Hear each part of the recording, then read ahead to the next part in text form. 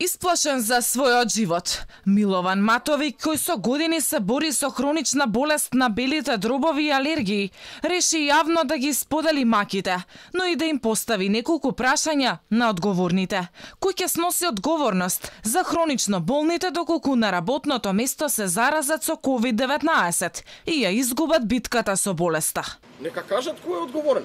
Еве, ние ќе почнеме да работиме. Во ред нема проблем. Ќе отидеме да не биде дека не сакаме да работиме. Меѓутоа, еве, нека се случи 10 луѓе од нас да починат поради тоа што сме биле хронични болни, а сме добиле COVID-19. Дали некој ќе одговара? Ама со име и со презиме. Ако е тоа премиерот, да одговара Зоран Заев. Ако е тоа Венко Филипче, Венко Филипче.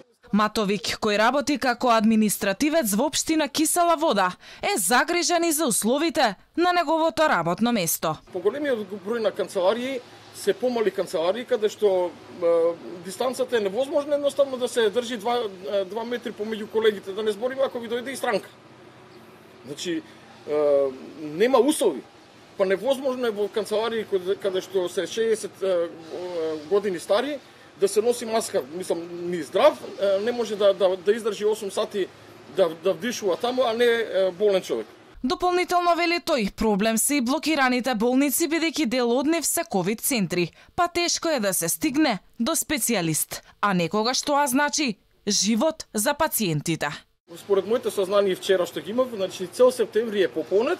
Меѓутоа сега мислам дека во текот на вчерашниот ден, колку што на групата ние споделуваме, кај што постои група на Facebook, дека веќе се отвориле термини, меѓутоа тие се текот октомври. Иако надлежните го занемаруваат тоа, податоците покажуваат дека од вкупниот број на починати како последица од COVID-19, најголем процент се пациентите кои претходно боледувале од различни хронични заболувања.